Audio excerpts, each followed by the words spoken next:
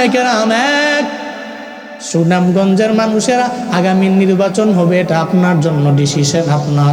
আপনি কারে ভোট দিয়ে নির্বাচিত করবেন এটা আপনার ব্রেনে আমি দিয়া গেলাম। আপনার কাছে যারে মনে হয় উনি নির্বাচিত হলে অন্যায় করবে না ভালো কাজ করবে, কে নির্বাচিত হবে, যে নির্বাচিত হলে আপনার এলাকার মধ্যে উপকার হবে না অপকার হয়ে যাবে। মনে রাখবেন। তবে আমি সাফাই গাই না, আমি আলেম এই জন্য বলি না। বাংলাদেশের এমন কোনো জেলা নাই আমি যাই নাই, এমন কোনো উপজেলায় নাই ঘুরা ঘুরা বয়ান করি না রে বাবা। এই ময়দানে 8 বছর কথা বলি, ওই অভিজ্ঞতার আলোকে বলি। উলামায়ে কেরাম যদি আপনার লিডার হয়, উলামায়ে কেরাম যদি আপনার নেতা হয়, আল্লাহর কসম একবার, আল্লাহর কসম 2 বার, আল্লাহর কসম 100বার করে বলতে পারি, আপনার 5 বছরে উপকার যাই হোক বা আর না হোক, জীবনও কোনো দিন আপনার কাছে চাঁদা দাবি করবে না।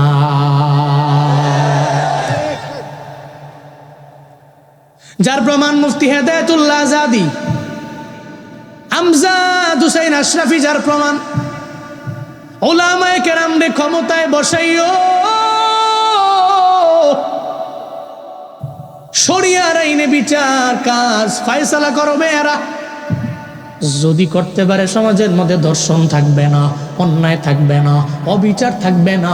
কারণ উলামায়ে কেরামের দিলের মধ্যে তো আছে, আল্লাহ বললেন ওয়াইদা হাকামতুম বাইনান নাসি আন তাহকুমু বিল আদল। এই মাতবরেরা, এই বিচারকেরা, তোমরা যখন বিচার কার্য ফয়সালা করে নাও, তোমরা আদালত কায়েম করে নাও, ইনসাফ কায়েম করে নাও। এটা উলামায়ে কেরামেরা জানে।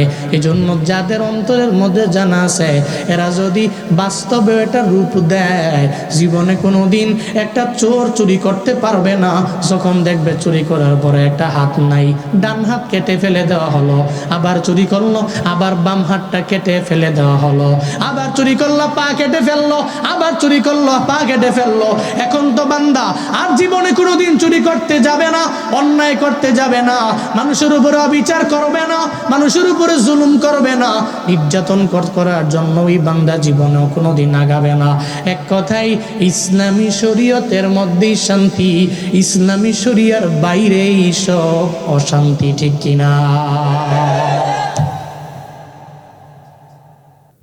আল্লাহ চায় না একটা ইমানদার বান্দা জাহান্নামে যাক। আল্লাহ চায় না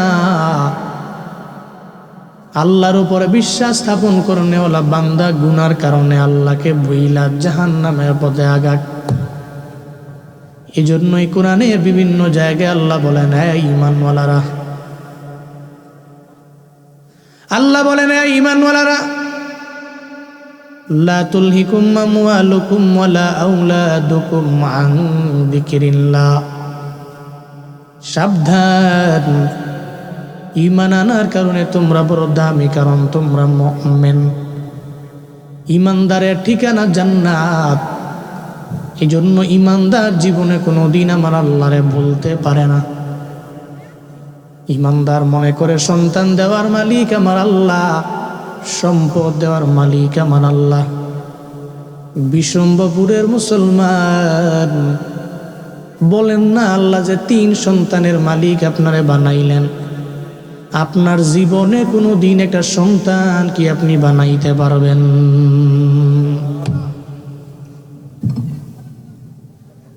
সন্তান দেওয়ার মালিক আমার আল্লাহ, সম্পদ দেওয়ার মালিক আমার রব। আল্লাহ কয় সন্তান দিলাম আমি, সম্পদ দিলাম আমি আল্লাহ। সাবধান, সম্পদ পেয়ে সন্তান পেয়ে আমি আল্লাহরে ভুইলা যাও না। আমি আল্লাহর জিকির ভুলে যেও না। রবের জিকির কি? আল্লামা ইবনে কাসির বলেন জিকরুল্লাহ, আল্লাহ যে বললেন আন জিকরিল্লাহ, জিকরুল্লাহ মানে হলো 1 নম্বরে নামাজ। 1 নম্বরে কি? সম্পদ পাইলে মানুষ নামাজ পড়ে না। এলাকার একজন গরিব সিএনজি চালায়, ভ্যান চালায়, কোন রকম তার জিন্দেগি চালায়, কিন্তু দেখবেন 5 ওয়াক্ত নামাজের 1 ওয়াক্ত নামাজও কাজা করে না। নিজের এমন আবেদ বানায় নেয়, ইবাদতে লাইনে ওই গরিব বান্দাটা আগায় যায়। অথচ সমাজের মধ্যে বহু ধনী আছে, যেই ধনীরে কাশি দিয়া বাইন্ধাও নামাজে নেওয়া যায় না, আছে না না? গরিব ব্যক্তি নামাজ পড়ে, ধনী পড়ে না কেন? ধনী বলে আমার টাকার বড় পাওয়ার, এই কারণে আমি নামাজে যাই না, এই কারণে নেক আমলের লাইনে আমি অগ্রগামী হই না। এই জন্য আল্লাহর জিকির ভুলে যায়, আমার আল্লাহর স্মরণ করে না, জিকরুল্লাহ চিন্তা নিয়ে আগায় না। আল্লাহ কয় সম্পদ পেয়ে মানুষ আমার আল্লাহরে ভুইলা যায়। এই সাবধান মুমিনেরা, তোমার পরিচয় মুমিন, তুমি ইমানদার, জীবনেও কোনো দিন তুমি আমি আল্লাহরে ভুলে যাও না। তোমার সম্পদ যাতে করে আমি রবের স্মরণ থেকে দূরে না সরাই, তোমার সন্তান যাতে করে আমি রবের জিকির থেকে তোমারে না সরাই। মনে রাখবা, সম্পদ দেওয়ার মালিক যে আল্লাহ, কেড়ে নিতে পারে আমার আল্লাহ। সন্তান দেওয়ার মালিক আমার যেই রব, আবার ওই সন্তান আল্লাহ পাক রব্বুল আলামিন 1-2 মাসের ব্যবধানে নিয়ে যেতে পারে কি পারে না?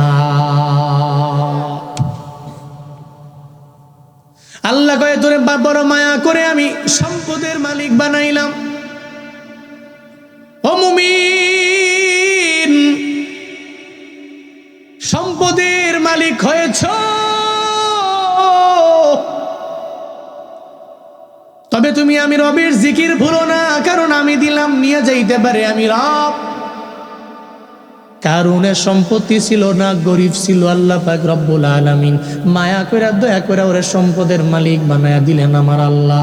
মুসা নবীর দরবারে কারুন যায়, আর যায় বলে মুসা আমি সম্পত্তির মালিক না, আমি বড় গরিব, বড় অসহায়। তুমি তো তুর পাহাড়ে দাঁড়াইয়া আল্লাহর সাথে কথা বলো, কম বলো না, আল্লাহর সাথে কথা বলো তুমি বেশি পরিমাণে বলো। ও মুসা, তুর পাহাড়ে দাঁড়াইয়া আল্লাহর সাথে একটু বলে দাও, আল্লাহ যাতে করে আমি কারুন রে মোস্ট রিচেস্ট ম্যান বানায়া দেয়, সম্পদশালী বানায়া দেয়, বিত্তশালী যাতে করে আমার আল্লাহ বানায়া দেয়। পয়গম্বর মুসা বলে তুমি ধনী হইলে আমার লাভটা কি? কারুন কয় ও মুসা চিন্তা নাই, টেনশন করো না, তোমার বনি ইসরাইলের একটা লোকেরও ফেরাউন দাম দেয় না, সম্মান করে না, মর্যাদার আসনে একটা লোকেরও সমাসীন করে না, পাত্তাও দেয় না। আমি কারুন যদি সম্পদের মালিক হতে পারি, তোমার বনি ইসরাইলের প্রত্যেকটা সদস্যরে আমি ধনী বানায় দিব। তুমি খালি আল্লাহর দরবারে বলো। কারুনের মতো বলনেওয়ালা আমগো দেশে নেতাও আছে। নির্বাচনের আগে মনে হয় মুসাফা করলে, একটা কুলবালিশের সঙ্গে মুসাফা করলাম, আমারে খালি ভোটটা দিয়ে নেতা বানায় দেখ, তো রাস্তাঘাট একটাও কোনো ঝামেলা থাকবে না, আমি সব করে ফেলবো। ভোটটা দিয়া নির্বাচন করে নির্বাচিত হইতে দেরি হয়ে যায়, আবার ওই হাতটা দিয়া গরিবের সম্পদে লাথি মারতে দেরি করে না।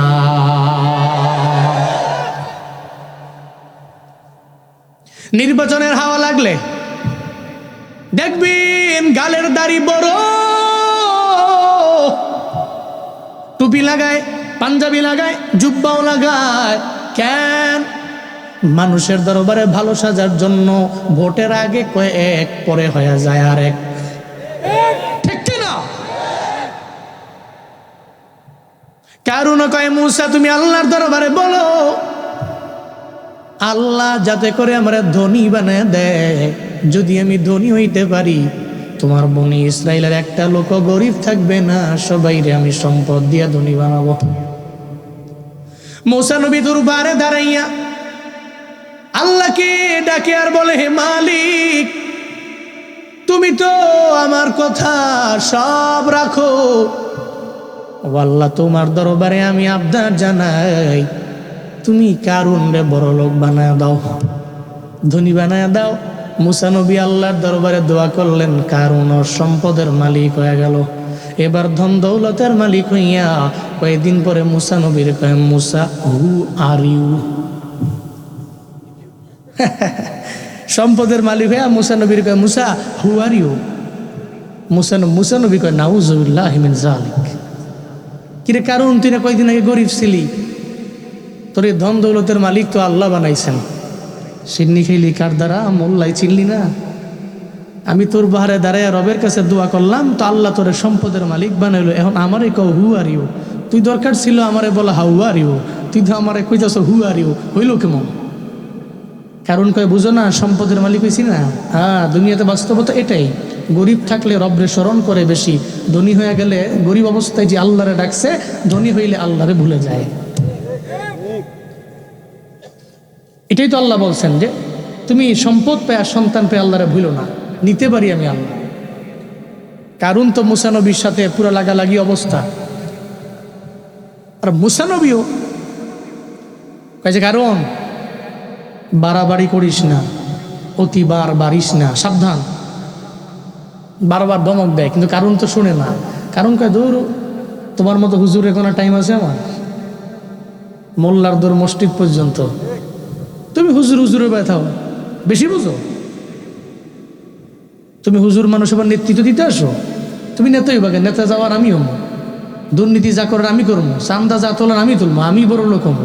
তুমি হুজুর খালি মসজিদে আজান দিবা, ইমামতি করবা, 5,000 টাকা বেতন, যাও দূরে থাকো।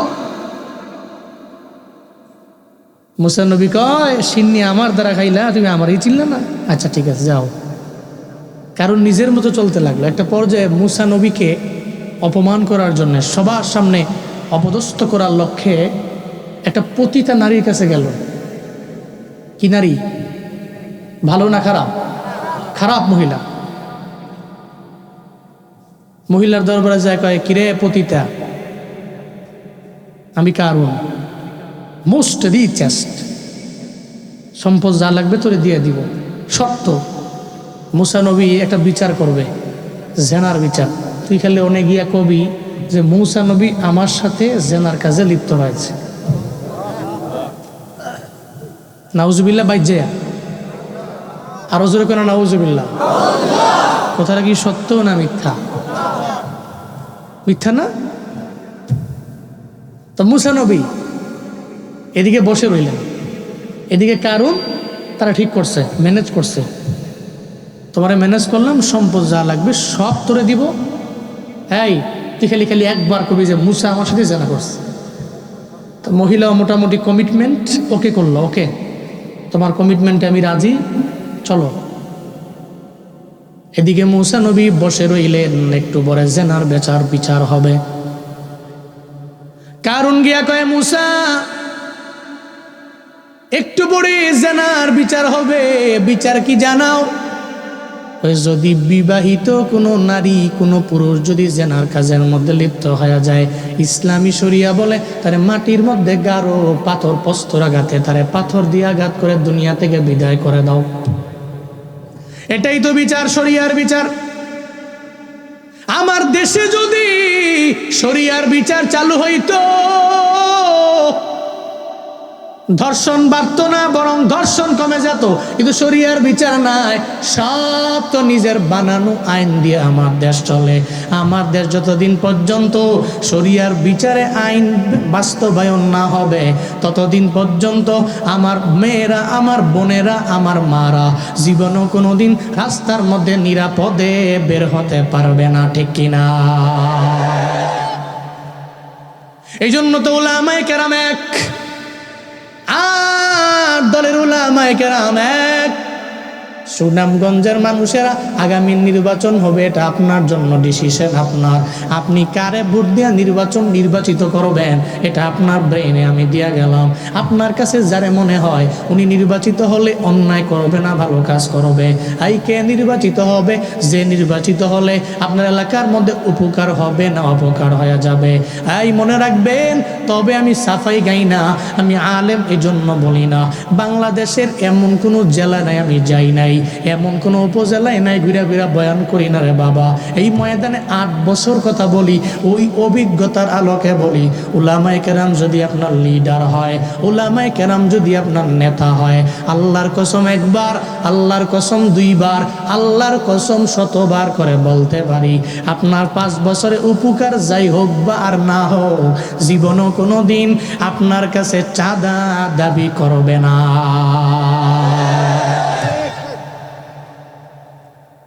যার প্রমাণ মুফতি হেদায়েতুল্লাহ আজাদি, আমজাদ হুসাইন আশরাফি, যার প্রমাণ উলামায়ে কেরামদের ক্ষমতায় বসাইও,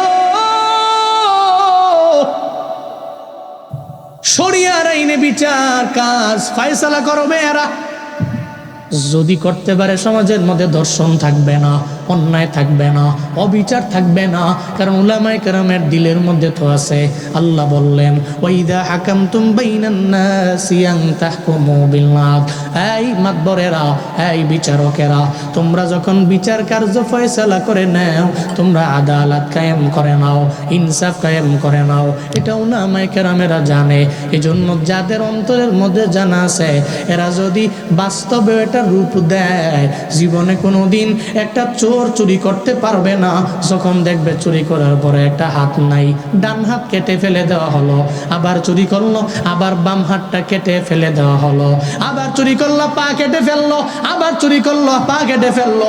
এখন তো বান্দা আর জীবনে কোনোদিন চুরি করতে যাবে না, অন্যায় করতে যাবে না, মানুষের উপরে অবিচার করবে না, মানুষের উপরে জুলুম করবে না, নির্যাতন করার জন্য ওই বান্দা জীবনেও কোনোদিন আগাবে না। এক কথাই ইসলামী শরীয়তের মধ্যেই শান্তি, ইসলামী শরিয়ার বাইরেই সব অশান্তি, ঠিক কিনা? মুসা নবী জানাইয়া দিল, মনে আসেনি? কারণ রে, যদি কোনো বিবাহিত পুরুষ অন্যায় করে জেনা করে, তাহলে তার বিচার হলো মাটির মধ্যে তারে গাঁথো, এরপরে 5 টাকাতে দুনিয়া থেকে বিদায় করে দাও। এটা ইসলামী শরিয়ার বিচার। এবার কারণ কয়, আয় পয়গম্বর মুসা, যদি আপনি করেন তাহলে আপনার বেলায় কি হবে? মুসা নবী আস্তাগফিরুল্লাহ রাব্বি মিন কুল্লি যামবি ওয়া আতুবু। কই কি কারণ? জেনার দ্বারে কাছে জীবনে কোনোদিন আমি যাইনি, যাই না, যাবো তো না। তুমি কইলে কি? কারণ না মুসা, বুঝবা একটু পরে। তুমি আগে বলো যে তোমার বেলায় যদি হয় তাহলে বিচার কেমন হবে, এটা আগে কও। মুসা নবী কয়, আমার প্রজার বেলায় যেই বিচার, আমার বেলাও সেই বিচার। ধনীর বেলায় যেই বিচার, গরিবের বেলায় সেই বিচার, গরিবের বেলায় যেই বিচার, ধনীর বেলায় সেই বিচার। বিশম্বপুরের মাতবর, মনে রাখিও, পকেটের মধ্যে টাকা ঢুকলে ধনীর পোলার বেলায় বিচার হালকা করিও না রে বাবা। সমাজের মধ্যে ধনীর পোলে অন্যায় করলে বিচার করে না, ওর বেলায় বিচার করে 2 আনা। গরিবের পোলায় সেম অন্যায় করলে বিচার করে 16 আনা।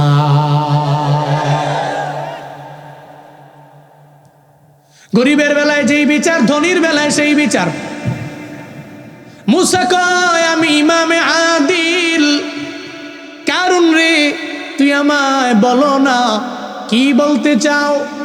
এবার কারণ কয়, এই কাঠগোড়ার মধ্যে দাঁড়ায় আছো মহিলা, তুমি বলো না তোমার সঙ্গে কে জানা করলো? আল্লাহ তো চায় না মুসা নবীকে সে পাথর আঘাতে দুনিয়া থেকে বিদায় করে দিবে। এটা আমার আল্লাহ তো জীবনেও কোনোদিন চায় না। আমার আল্লাহ এটা হতেও দেবে না। কারণ সব দুনিয়ার মানুষেরা চক্রান্ত করবে, পরিকল্পনা একজন করে, চিল্লায়া বলেন তার না।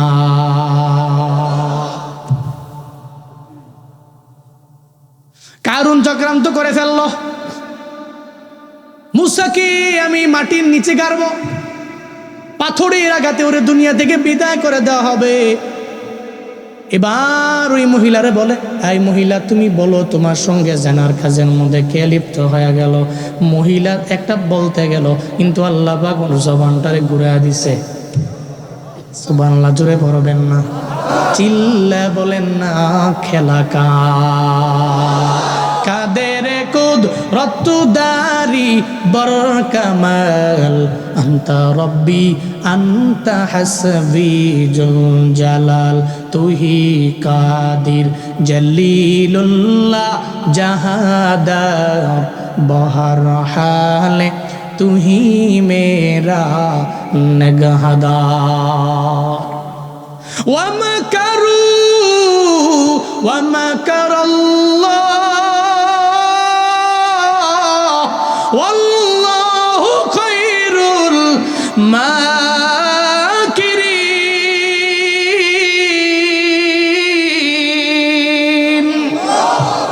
কার কথা? আল্লাহ কয়ে তোরা চক্রান্ত করলা, আমি আল্লাহ করলাম পরিকল্পনা। আল্লাহু খায়রুল মাকিরিন, আমার আল্লাহর চাইতে সর্বোত্তম পরিকল্পনাকারী পৃথিবীর মধ্যে সেকেন্ড নাম্বার কেউ নাই। হাই মুসারে জানায় দিল, রে মুসা তুমি একটু পরে দেখবা তোমার বিচার হয়ে যাবে। আল্লাহ কয়ে পরিকল্পনা করলো, দুনিয়ার মানুষেরা চক্রান্ত করলো, পরিকল্পনা করলাম আমি আল্লাহ। এবার মুসা নবীর সামনে ওই মহিলাটাকে বলাইতে চাইলো, কারণ মুসার সাথে আমি জেনা করলাম। আল্লাহ তার জবানটারে ঘুরাইয়া এবার ওই মহিলা কয়, মুসা নবী আপনার সঙ্গে জেনা করেছি, আপনি আমার সাথে ব্যভিচারের মধ্যে লিপ্ত হয়ে গেছেন। এটা মূলত আমারে বলার জন্য বলছে, কারণ আমারে দাঁড় করাইছে আপনার সামনে।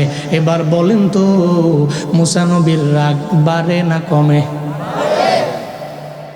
মুসা নবী রাগান্বিত হয়ে গেলেন। গরম নবী, রাগী নবী মুসা রাগান্বিত হয়ে গেলেন, ক্রোধান্বিত হয়ে গেলেন। আর কয়, কারণ তোর জন্য রবের দরবারে দোয়া করলাম আমি আল্লাহ, তোরে ধনী বানায়া দিল। এখন ধন দৌলত পাইয়া বুঝি তুই আমারই ভুইলা গেলা, আর আমার ব্যাপারে এমন মন্তব্য করতে পারলা। আমারে মারার জন্য বুঝি তুই আমারে মাটির মধ্যে অর্ধেক গাইরা পস্তর আঘাতে দুনিয়া থেকে বিদায় করে দেওয়ার জন্য ট্রাই করলা। ও কারণ তুমি পারবা না, কারণ তুমি চক্রান্ত করলা আমার বিরুদ্ধে। আমার ডানেও কেউ নাই, বামেও কেউ নাই, সামনে কেউ নাই। লা তাহজান ইন্নাল্লাহা মাআনা আই ওয়া হুয়া মাআকুম আইনামা কুনতুম। আমার চিন্তা নাই, তুমি চক্রান্ত করে আমারে মারার জন্য চেষ্টা করবা। আমার সঙ্গে যখন আমি দেখব কেউ নাই, তখন আমার সঙ্গে একজন তো আছে, চিল্লায়া বলো তার না। দুনিয়াতে আমার ডানে বামে কেউ নাই, আমার আল্লাহ আছে। যেই মুসা নবী এত রাগী নবী, যেই মুসা নবী ফেরাউনের বাবুর্চিরে এক থাপ্পড় মাইরা দুনিয়া থেকে বিদায় করে দিয়েছে, এক থাপ্পড় মারছে, ফেরাউনের বাবুর্চি পইরা ঘুরে ঘুরে গেছে। রাগী নবী, অনেক রাগছিল। শুধু তাই না, আল্লাহ কয়, মালাকুল মউত যাও তো মুসা নবীর দরবারে রুটা কবজ করে নিয়ে আসো। মালাকুল মউত অন্যান্য নবীদের মতো আইছে, মানবের বেশে আয়া। বুখারীর বর্ণনা, আয়াত দরওয়াজার সামনে দ্বারা কোনো পারমিশন নাই। আছে না পারমিশন নেওয়া, অনুমতি নেওয়া লাগে না? আপনারা নেননি, অনুমতি নেননি? নিজের মায়ের ঘরে যাওয়ার সময় অনুমতি নেওয়া লাগবে। আপনার মা যে ঘরে আছে, আপনি পারমিশন নেবেন, অনুমতি নেবেন, মা আমি কি আপনার রুমে আসতে পারি, এটা বলে ঢুকতে হবে। মাশাআল্লাহ, আমগো ফুলাইন্ডি তো একেবারে বেশি খারাপ হয়েছে। খালি গিয়ে দরজা ঢেকে কয় ঢুকা কি আর পারমিশন, সালাম টালাম আবার ঢুক খালি, এরকম আছে না? নাই, এটা করা যাবে না। দরওয়াজার ডানে অথবা বামে পাশে দাঁড়ায় আসসালামু আলাইকুম, আসসালামু আলাইকুম, আসসালামু আলাইকুম। জবাব আসলে আসো তো ঢুকলা, জবাব নাই চলে যাও। এটা ইসলামী শরিয়া, এটা ইসলামী আইন, এটাই কোরআন বলে। পারমিশন ছাড়া ঢুকে গেছে। যা কয় মুসা না মালাকুল মউত কিলা বিকুম, এই মুসা পয়গম্বর, আমি মালাকুল মউত, তোমাদের রূহটাকে কবজ করার জন্য আমারে বানানো হয়েছে। এটা বলার পরে মুসা নবীর রাগ উঠে গেছে। এবার আজরাইল তো মানবের ন্যায় একটা থাপ্পড় মারছে, এটা চোখ পর্যন্ত বন্ধ হয়ে গেছে। মালাকুল মউত মেরে দিস, চোখটা এবার ধরে আল্লাহর কাছে কয়, আল্লাহ মুসা নবীর দরবারে গিয়েছি, উনি আমারে এমন এক থাপ্পড় মারলো, আমার চোখ অন্ধ। আল্লাহ কয়, সব নবীর দরবারে তুমি যাও, তবে মুসা নবীর দরবারে যখন যাও, আমার নবী রাগী নবী, কেন আগে পারমিশন নেও নাই, অনুমতি কেন নেও নাই? কি বলছো আমার মুসার দরবারে যাইয়া? কয় মুসা নবীর দরবারে গিয়া বলছি আনা মালাকুল মউত, আল্লাহ পাঠাইছে আপনার রূহটাকে বের করে নেওয়ার জন্য হাজির। কয় সবার দরবারে যাও, ওনার দরবারে কেন অনুমতি নেও নাই? আচ্ছা দাঁড়াও, সব সমাধান আমি করব। আল্লাহ কয়, নবী মুসা কেন আপনি আমার মালাকুল মউতরে মারলেন? এবার মুসা নবী কয়, ও আল্লাহ, কেন পারমিশন নেয় না, এই জন্য মারলাম। আচ্ছা অসুবিধা নাই, মারলেন কেন? কয় মরণের কথা সে আমার দরবারে এসে বলে অনুমতি ছাড়া। কয় আমি আল্লাহই তো পাঠাইলাম। আও পয়গম্বর মুসা, আমি আল্লাহ আপনার হায়াত বাড়ায় দিব, অসুবিধা নাই, এরপরে আমি আল্লাহ যা করার করব। কই কি করবেন বলেন? এরপরে আল্লাহ বললেন, আপনার সামনে কি কয়টা গরু, ওই গরুর উপরে আপনি আপনার হাতটাকে রাখেন। ওই গরুর উপরে হাতটা রাখার পরে আপনার হাতের নিচে যত গরুর পশম থাকবে, আমি আল্লাহ পাক রব্বুল আলামিন যতগুলা পশম আছে ওই পশম পরিমাণ হায়াত আমি আল্লাহ বাড়াইয়া দিব। এরপরে মুসা নবী কয়, আমার হায়াত যদি হয় 2000 বছর, এরপরে কি? আল্লাহ কয় সুম্মাল মাউত, এরপরেও নবী আপনার মরণ হবে, মালাকুল মউত কোনো না কোনো একদিন আপনার দরওয়াজার সামনে কোরআন আরবে। মুসা নবী কয়, আল্লাহ থাকার দরকার নাই, এখনই আবার পাঠাও, আর আমি থাপ্পড় দিব না। সেই মুসা নবী রাগী নবী। মুসা নবী কয়, কারুন আমার দুয়ার বদৌলতে তুই ধন দৌলতের মালিক হইলা, কিন্তু এখন তুই আমার বিরুদ্ধে চক্রান্তের জন্য লাইগা গেলা।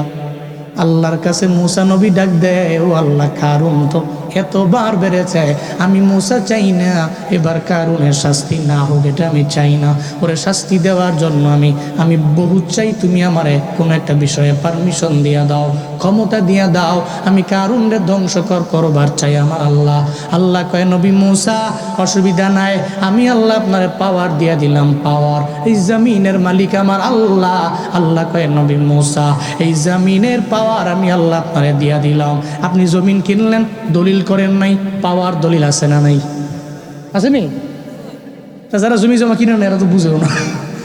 তোমরা যারা কিনছো না থাক চুপ থাও, যারা জমি টমি কিনছেন আছে না, পাওয়ার দলিল, পাওয়ার দিয়ে দিছে, ওই খরচ মরচ কমবে, যাও আমরাই তো পাওয়ার দিয়ে দিলাম, যাও গা।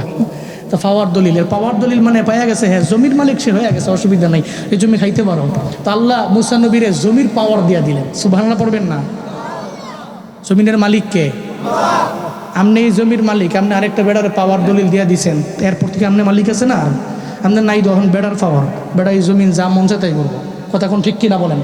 আপনি যদি কোন তুই আলু লাগাইস না, এটা আমার জমি, বেড়া চর দিয়ে লাগবো, তুমি পাওয়ার দিয়ে দিছো না, ওটা আমি যা মন তা করবো, আমি এটার মধ্যে ওয়াশরুম বানাবো, তোমার সমস্যা কি? আল্লাহ কয়, নবী মুসা জমিনের মালিক আমি আল্লাহ, জমিনের সম্পূর্ণ পাওয়ার আমি আপনারে দিয়া দিলাম। এই মুহূর্তে জমিনের যা বলবেন সব জমিন আপনার কথাই শুনবে। মুসা নবী ডেকে বলে, হে জমিন,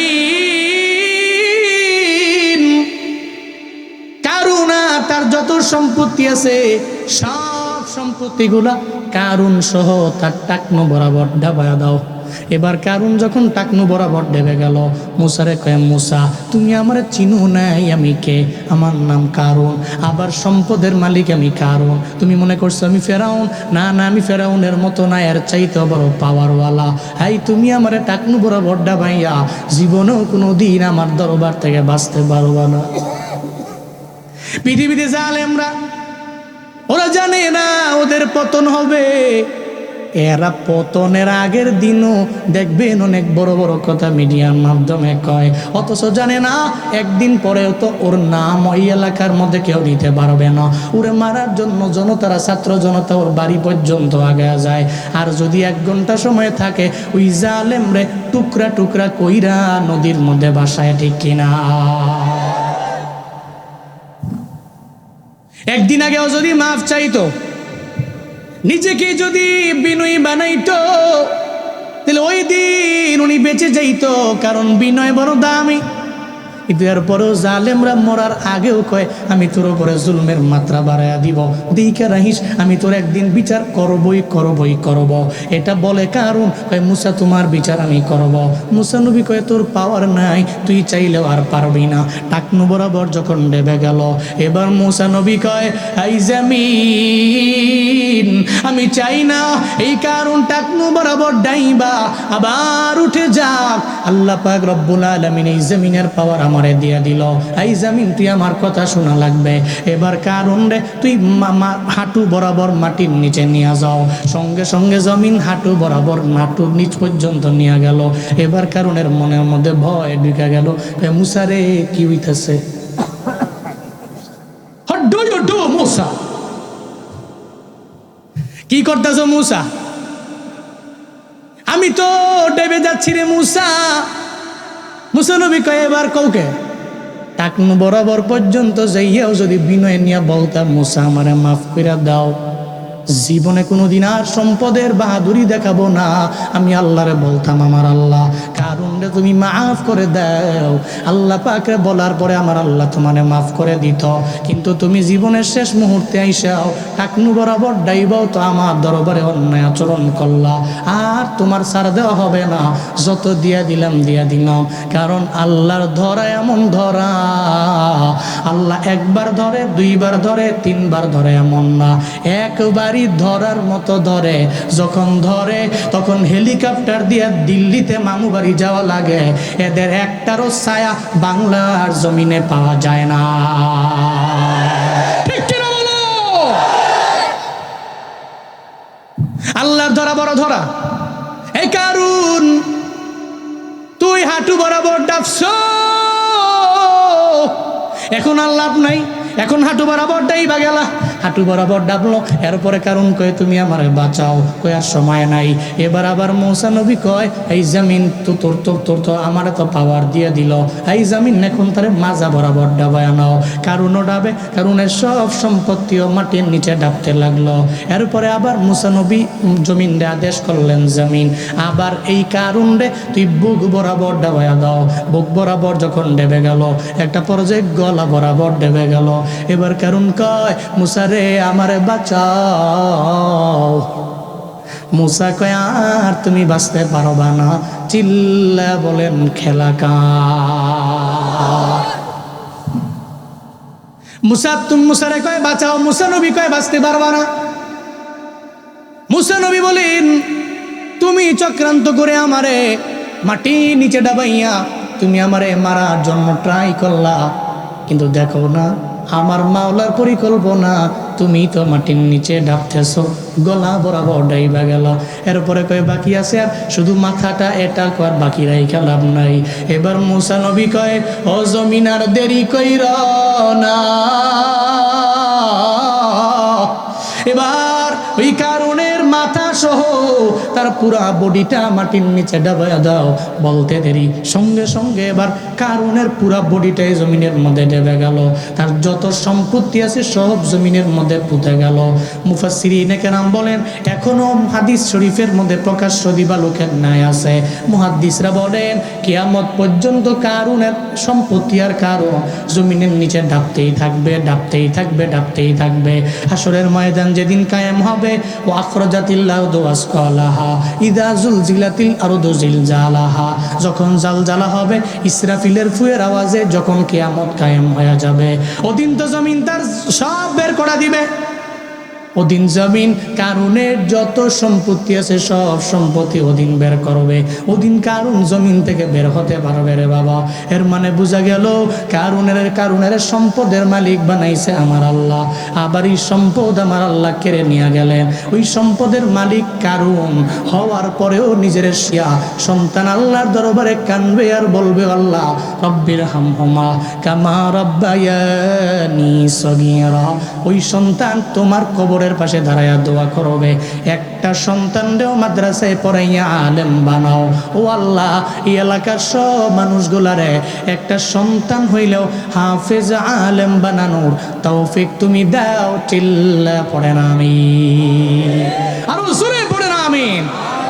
ও মিয়া একটা পোলা, আপনার তিনটা ছেলে, তো দুইটা ছেলে কে দিছেন? আপনি একটা ছেলের দিন দিলে পারবেন না দিতে? একটা ছেলে দেন, ওরে দিন ইলেনে দিয়া ওরে মানুষের মতো মানুষ করেন, ও মানুষের মতো মানুষ হবে। আপনি দুনিয়াতে কিছু পান নাই ওর দ্বারা, কিন্তু মনে রাখবেন বারজাখের জীবনে আপনি যখন শায়িত, ও মিয়া কবরে তো আপনি একা না, কেউ আছে ওখানে? কেউ যাবে? কোনো সময় বলছে নাকি যে কবরে যাইতেছে? উনি তো বহু সম্পদের মালিক ছিল, টাকা পয়সার মালিক ছিল, উনি কবরে গিয়া খাওয়া দাওয়া করতে হবে, রেস্টুরেন্ট আছে, ওনারা 1-2 কোটি টাকা দিয়ে দাও, আছে নাকি? বলে নাকি? আহা, কবরে আপনি একা। ওই কবরের মধ্যে যখন আপনারে বসায়া দিয়া চলে আসবে, শুয়াইয়া মুনকার নাকির আইসা আপনারে বসায়া দিবে। মান রাব্বুকা মা দীনুক ওয়া মান হাদার রাজুলুল্লাযী বুইসা ফীকুম। 3টা সওয়ালের জবাব যেই বান্দা দিতে পারবে, বান্দার জন্য কবরের মাটি হবে জান্নাতের বাগান। না দিতে পারলে জাহান্নামের গর্ত।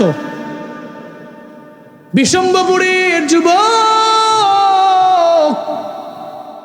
যদি তুমি তোমার জুবান খেলে আমার আল্লাহর কাছের বানাইতে পারো, আল্লাহর জিকির থেকে যদি দূরে সরে না যাও, কবরের মধ্যে গেলে মান রব্বু বলার পরে তুমি বলতে পারবা রব্বি আল্লাহ। চিল্লায় বলেন না আমাদের রবকে, আমাদের রবকে, এটা বলতে পারবা তুমি কবরে গেলে। আর যদি বলতে না পারেন, কবর তো জাহান্নামের গর্ত, কবরের সাপ, কবরের জাহান্নামের আগুন। ট্রিপল লাইনের মধ্যে ফোন দিয়া ফায়ার সার্ভিসের লোক আপনার কবরের মধ্যে নেওয়া যাবে না রে বাবা। ওই কবর যদি জান্নাত বানাইতে চাও, সন্তানটারে একজন হলেও আলেম বানাও, যদি হাফেজ আলেম বানাও।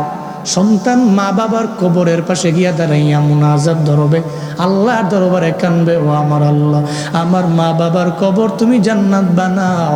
সন্তান যদি মা বাবার কবরের পাশে গিয়া দাঁড়ায়, আসসালামু আলাইকুম ইয়া আহলাল কবর ইয়াগফিরুল্লাহু লানা ওয়া লাকুম ওয়া আনতুম সালাফুনা ওয়া নাহনু বিল নাসর। এই দোয়া আছে না নাই? কবরের পাশে গিয়া দাঁড়াইয়া আগিয়ে দিবে সালাম, ইয়াগফিরুল্লাহু লানা ওয়া লাকুম ওয়া আনতুম সালাফুনা ওয়া নাহনু বিল নাসর। এটা বইলা সন্তান মা বাবার কবরের পাশে গিয়া দাঁড়াইয়া সূরা ফাতিহা পড়বে একবার, সূরা ইখলাস পড়বে 3 বার, এরপরে দুরূদ পড়বে, ইস্তিগফার শরীফ পড়বে 7 বার, দুরূদ পড়বে 11 বার। মুনাজাত ধরে আমার আল্লাহর দরবারে কানবে, বলবে আমার আল্লাহ, আমি দুনিয়াতে যে আসলাম, দুনিয়াতে আসমান দেখলাম, জমিন দেখলাম, সব আবার মা বাবার বিনিময়ে। ও আল্লাহ, আমার মা বাবার কবর তুমি জান্নাতের বাগান বানায় দাও। আল্লাহর দরবারে চোখের পানি ফেলে সন্তান কানতে দেরি, মদিনার নবী কয় ওই মা বাবার কবর জান্নাতের বাগান বানাইতে দেরি হবে না। আবার যদি সিনায় থাকে 30 পারা কোরআন,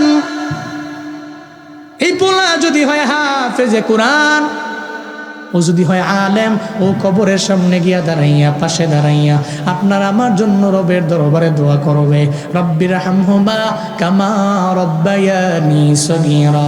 ও আল্লাহ, আমার মা বাবা ছোটবেলায় আমার যেমনে লালন পালন করলো, আমার মা বাবার কবর তুমি আজকে জান্নাত বানায় দাও।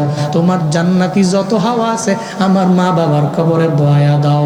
ও বাবা, এমন সন্তান আপনি দুনিয়ার মধ্যে রেখে যাবেন, ওরে মানুষের মতো মানুষ বানাবেন, যাতে হাসরের ময়দানে আমার আল্লাহ আপনার এই সন্তানের মাধ্যমে আপনার জান্নাতে ঢুকাইয়া দিতে পারে।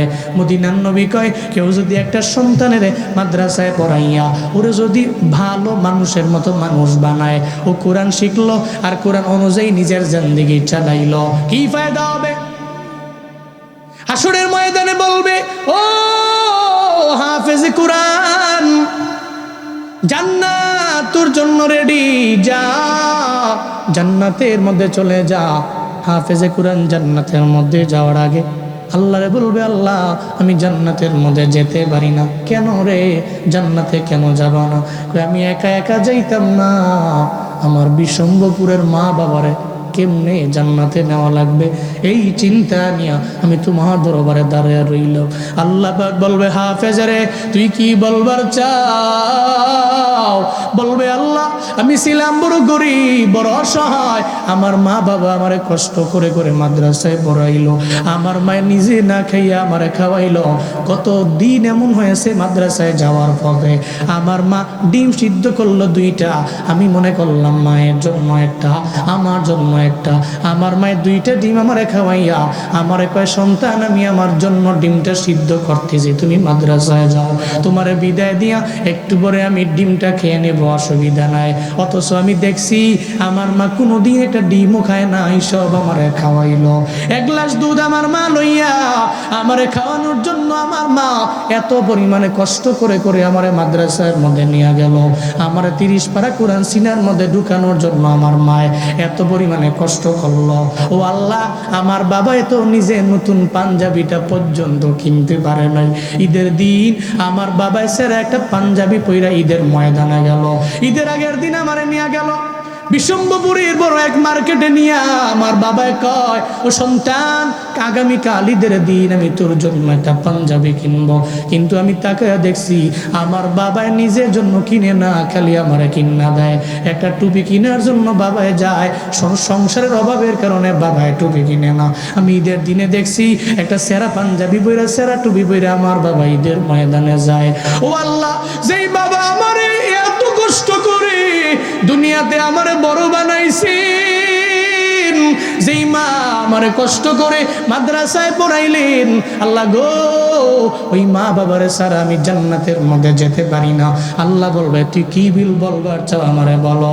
এবার বান্দা বলবে, ও আল্লাহ, আমার মা বাবারে জাহান্নাম থেকে ফিরাইয়া আমি জান্নাতে নিবার চাই। মদিনার নবী কয়, হাসরের ময়দানে আমার আল্লাহ ওই হাফেজে কোরআনরে এমন পরিমাণ পাওয়ার দিয়ে দিবে, আল্লাহ বলবে, ও হাফেজে কোরআন, তোর বংশের তোর কাছের 10 জন জাহান্নাম এদের জন্য ওয়াজিব, এদের জাহান্নাম থেকে ফিরাও। জান্নাতের 8টা দরওয়াজা ওপেন, তোর যেই মানুষটারে মন চায় এদের ধর, এদের ফিরা, এদের জন্য জাহান্নাম ওয়াজিব হয়ে গেছে। জাহান্নাম থেকে ফিরাইয়া এখনই মুহূর্তে জান্নাতের মধ্যে ঢুকায়া দাও, এখনই জান্নাতের মধ্যে ঢুকায়া দাও। আপনার পোলায় যদি হাফেজ হয়, আপনার ছেলে যদি আলেম হয়, হাসরের ময়দানে আপনার জন্য জাহান্নাম ওয়াজিব হয়ে গেছে।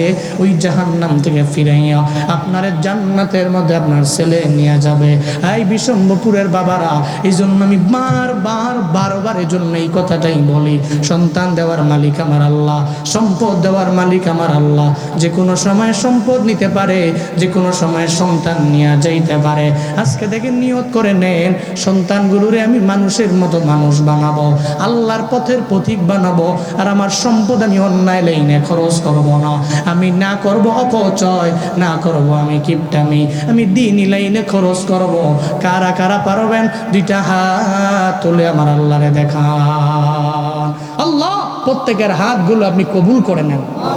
আল্লাহ প্রত্যেককে সন্তান আপনি দিয়েছেন, আপনি সম্পদ দিয়েছেন, আল্লাহ আপনার রাস্তায় খরচ করার তৌফিক দান করেন।